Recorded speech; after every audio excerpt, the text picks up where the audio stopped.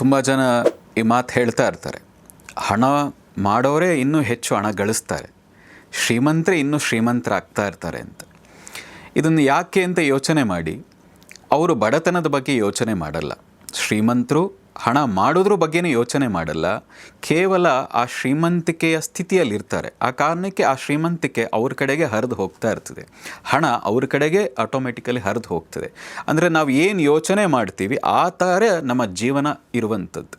ಹಾಗಾಗಿ ನಾನು ಬಡವ, ನನ್ನ ಕೈಲಿ ಏನೂ ಆಗಲ್ಲ ಅನ್ನುವ ಮನಸ್ಥಿತಿ ಏನಿದೆ, ನಿಮ್ಮ ಯಾವಾಗಲೂ ಬಡತನದಲ್ಲೇ ಇರಲಿಕ್ಕೆ ಸಾಧ್ಯ, ಶ್ರೀಮಂತರಾಗಕ್ಕೆ ಸಾಧ್ಯನೇ ಇಲ್ಲ. ಆಕಸ್ಮಿಕವಾಗಿ ಶ್ರೀಮಂತರಾದರೂ ಕೂಡ ಅದನ್ನು ಅನುಭವಿಸ್ಲಿಕ್ಕಾಗಲ್ಲ. ಶ್ರೀಮಂತಿಕೆ ಅಥವಾ ಇನ್ಯಾವುದೇ ಯಶಸ್ಸು ಅನ್ನೋದು ಕೂಡ ಮನಸ್ಥಿತಿ. ಅದು ಆ ಮನಸ್ಥಿತಿ ನಿಮ್ಮಲ್ಲಿದ್ದರೆ, ಆ ಬಲವಾದ ಮನೋಬಲ ನಿಮ್ಮಲ್ಲಿದ್ದರೆ, ಮನೋಶಕ್ತಿ ನಿಮ್ಮಲ್ಲಿದ್ದರೆ ನೀವೂ ಕೂಡ ಶ್ರೀಮಂತರಾಗ್ತೀರಿ. ಹಾಗಾಗಿ ಹೇಳುವಂಥದ್ದು ಯದ್ಭಾವಂ ತದ್ಭವತಿ. ನೀವೇನು ಅಂದ್ಕೊಳ್ತೀರೋ ಅದಾಗ್ತದೆ. ಯಾಮತಿ ಸಾ ಗತಿರ್ಭವೇತ್. ನೀವೇನು ಯೋಚನೆ ಮಾಡ್ತಾ ಇದ್ದೀರೋ ಅದೇ ನೀವಾಗಿರ್ತೀರಿ. ಹಾಗಾಗಿ ಶ್ರೀಮಂತಿಕೆ ಬೇಕು ಅನ್ನೋದನ್ನು ನೀವು ಈಗಿನಿಂದ ಫೀಲ್ ಮಾಡಬೇಕು. ಹಾಗೆ ಫೀಲ್ ಮಾಡೋದು ಹೇಗೆ, ಆ ಫೀಲ್ ಮಾಡಬೇಕಾದ್ರೆ ನಮ್ಮ ಮನಸ್ಥಿತಿ ಹೇಗಿರಬೇಕು ಅನ್ನೋದು ಬಹಳ ಮುಖ್ಯವಾದದ್ದು. ನಮ್ಮಲ್ಲಿ ಎರಡು ರೀತಿಯ ಮನಸ್ಸುಗಳಿದೆ, ಒಂದು ಜಾಗೃತ ಮನಸ್ಸು, ಇನ್ನೊಂದು ಸುಪ್ತ ಮನಸ್ಸು. ಜಾಗೃತ ಮನಸ್ಸು ಯಾವಾಗಲೂ ತರ್ಕ ಮಾಡ್ತಾ ಇರ್ತದೆ, ಇದು ಬೇಕು ಅಂದರೆ ಯಾಕೆ ಬೇಕು, ಈ ರೀತಿ ತರ್ಕಗಳನ್ನು ಮಾಡ್ತಾ ಇರ್ತದೆ. ಆದರೆ ಸಬ್ಕಾನ್ಷಿಯಸ್ ಮೈಂಡ್, ಸುಪ್ತ ಮನಸ್ಸು ಏನಿದೆ, ಆ ಭಾವನೆ ಏನಿದೆ, ಆ ಚಿತ್ತ ಏನಿದೆ, ಅದು ತರ್ಕ ಮಾಡಲ್ಲ.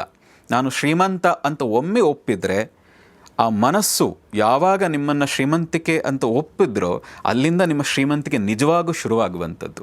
ಹಾಗಾಗಿ ಆ ಸಬ್ಕಾನ್ಷಿಯಸ್ ಮೈಂಡ್ಗೆ ನಾವು ತರಬೇತಿ ಕೊಡಬೇಕು.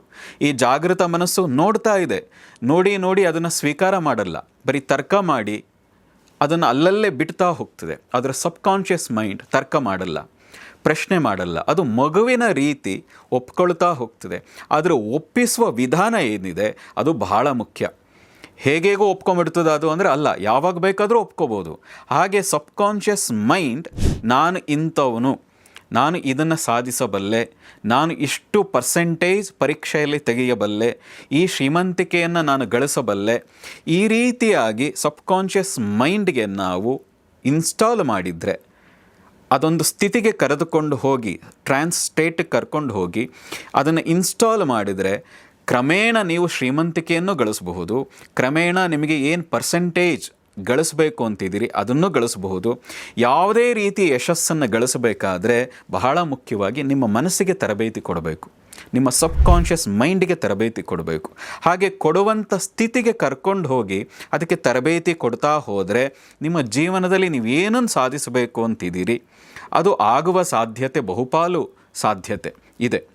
ಆದರೆ ಆಗ ಸಾಧಿಸಬೇಕಾದ್ರೆ, ಆ ಸಬ್ಕಾನ್ಷಿಯಸ್ ಟ್ರೈನ್ ಮಾಡಬೇಕಾದ್ರೆ ನಮಗೆ ಆ ಸ್ಟೇಟಿಗೆ ಸಬ್ಕಾನ್ಷಿಯಸ್ ಮೈಂಡನ್ನು ಕರ್ಕೊಂಡು ಹೋಗಬೇಕು. ಯಾವಾಗಲೂ ಜಾಗೃತ ಮನಸ್ಸು ಕೆಲಸ ಮಾಡ್ತಾ ಇರೋದರಿಂದ ಸಬ್ಕಾನ್ಷಿಯಸ್ ಮೈಂಡ್ ಸುಮ್ಮನಿದೆ, ನಿದ್ದೆ ಮಾಡ್ತಾ ಇದೆ. ಅದಕ್ಕೆ ಅದನ್ನು ಸುಪ್ತ ಮನಸ್ಸು ಅಂತ ಕರೀತಾರೆ ಕನ್ನಡದಲ್ಲಿ. ಆ ಸುಪ್ತ ಮನಸ್ಸನ್ನು ಕೂಡ ದಿನದಲ್ಲಿ ಯಾವುದೋ ಒಂದು ಕ್ಷಣ ಆ್ಯಕ್ಟಿವ್ ಇದೆ. ಆದರೆ ಅದನ್ನು ನಮಗೆ ಬೇಕಾದಂಥ ಸಮಯದಲ್ಲಿ ಆ್ಯಕ್ಟಿವ್ ಮಾಡಿಕೊಂಡು ಆ ಮೆಡಿಟೇಟಿವ್ ಸ್ಟೇಟ್ನಲ್ಲಿ ಅದಕ್ಕೆ ಇನ್ಸ್ಟಾಲ್ ಮಾಡ್ಕೊಳ್ಳೋದು ನಮಗೆ ಗೊತ್ತಾದರೆ ನಾವು ನಮ್ಮ ಜೀವನದಲ್ಲಿ ಏನೊಂದು ಬೇಕಾದರೂ ಸಾಧಿಸಬಹುದು. ಇವತ್ತು ಪ್ರಪಂಚದಲ್ಲಿ ಯಾರ್ಯಾರು ಶ್ರೀಮಂತರಿದ್ದಾರೆ, ಅಥವಾ ಯಾರ್ಯಾರು ಯಶಸ್ವಿ ಉದ್ದಿಮೆದಾರರಿದ್ದಾರೆ, ಅಥವಾ ಯಾರ್ಯಾರು ಯಶಸ್ವಿ ವ್ಯಕ್ತಿಗಳಿದ್ದಾರೆ, ಅವರು ಎಲ್ಲರೂ ಕೂಡ ಆ ಸಬ್ಕಾನ್ಷಿಯಸ್ ಮೈಂಡ್ ಬಗ್ಗೆ ಗೊತ್ತಿದ್ದೋ ಗೊತ್ತಿಲ್ಲದೆಯೋ ಅದಕ್ಕೆ ಒಂದು ರೀತಿಯ ತರಬೇತಿ ಕೊಡ್ತಾ ಹೋಗಿದ್ದಾರೆ. ನಾವು ಬೆಳೀತಾ ಹೋದಂತೆ ಕೂಡ ಆ ಸಬ್ಕಾನ್ಷಿಯಸ್ ಮೈಂಡ್ ತನಗೆ ಬೇಕಾದದ್ದನ್ನು ರಿಸೀವ್ ಮಾಡಿದೆ. ಈಗ ನೀವು ಬಡವ, ಅಥವಾ ನನ್ನ ಕೈ ಸಾಧ್ಯ ಇಲ್ಲ, ಅಥವಾ ನನಗೆ ರೋಗ ಬಂದಿದೆ, ಇದೆಲ್ಲವೂ ಕೂಡ ಸಬ್ಕಾನ್ಷಿಯಸ್ ಮೈಂಡಿನ ಆಟ. ಆದರೆ ನಾವು ಅದಕ್ಕೆ ಸರಿಯಾಗಿ ತರಬೇತಿ ಕೊಟ್ಟರೆ ನಮಗೆ ಬೇಕಾದಂತೆ ಅದನ್ನು ತಯಾರಿ ಮಾಡಬಹುದು. ಹೇಗೆ ಒಂದು 6 ತಿಂಗಳು ಅಥವಾ 1 ವರ್ಷಗಳ ಕಾಲ ಪ್ರತಿದಿನ ಜಿಮ್ಗೆ ಹೋಗ್ತಾ ಹೋದರೆ ಈ ಬಾಡಿನ ನಮಗೆ ಬೇಕಾದಂತೆ ತಯಾರಿ ಮಾಡ್ಕೋಬಹುದು. ನಮಗೆ 6 ಪ್ಯಾಕ್ ಬೇಕು ಅಂದರೆ ಮಾಡ್ಬೋದು, 8 ಪ್ಯಾಕ್ ಬೇಕಂದ್ರೂ ಮಾಡ್ಕೋಬೋದು, ಪೂರ್ತಿ ಡೊಲ್ಲು ಹೊಟ್ಟೆ ಬೇಕಿದ್ದರೂ ಹಾಗೆ ಬಿಡಬಹುದು. ಅದು ನಮ್ಮ ಕೈನಲ್ಲಿದೆ. ಪ್ರತಿನಿತ್ಯ ಈ ದೇಹಕ್ಕೆ ಜಿಮ್ಗೆ ಹೋಗಿ ತರಬೇತಿ ಕೊಡ್ತಾ ಹೋದರೆ ಬಾಡಿಯನ್ನು ನಮಗೆ ಬೇಕಾದಂತೆ ನಾವು ಅದನ್ನು ಸರಿ ಮಾಡ್ತಾ ಹೋಗ್ಬೋದು. 6 ಪ್ಯಾಕು ಬರೆಸ್ಬೋದು, ಬೈಸಿಪ್ಸು ಬರೆಸ್ಬಹುದು. ಹಾಗೆ ಇನ್ನೊಂದಷ್ಟು ಸಮಯ ಸಬ್ಕಾನ್ಷಿಯಸ್ ಮೈಂಡ್ಗೆ ಟ್ರೈನ್ ಮಾಡ್ತಾ ಹೋದರೆ, ಹೇಗೆ ಜಿಮ್ಗೆ ಹೋಗಿ ಟ್ರೈನ್ ಮಾಡಿದರೆ ಬಾಡಿಯನ್ನು ಬಿಲ್ಡ್ ಮಾಡಬಹುದು, ಬಾಡಿಯನ್ನು ನಮಗೆ ಬೇಕಾದಂತೆ ರೂಪಾಂತರಿಸಬಹುದು, ಅದೇ ರೀತಿಯಲ್ಲಿ ನಮ್ಮ ಮನಸ್ಸಿಗೆ ಸರಿಯಾದ ರೀತಿಯಲ್ಲಿ ಸರಿಯಾದ ಸಮಯದಲ್ಲಿ ತರಬೇತಿ ಕೊಡ್ತಾ ಹೋದರೆ ನಮಗೆ ಬೇಕಾದಂತೆ ನಮ್ಮ ಜೀವನವನ್ನು ರೂಪಾಂತರಿಸ್ಕೊಳ್ಳುವ ಶಕ್ತಿ ನಮ್ಮ ಕೈಲೇ ಇದೆ. ಹಾಗೆ ತರಬೇತಿ ಕೊಡಬೇಕಾದ್ರೆ ಆ ಮನಸ್ಸಿಗೆ ಒಂದಷ್ಟು ಕ್ರಮಗಳಿದೆ, ಒಂದಷ್ಟು ವಿಧಾನಗಳಿದೆ.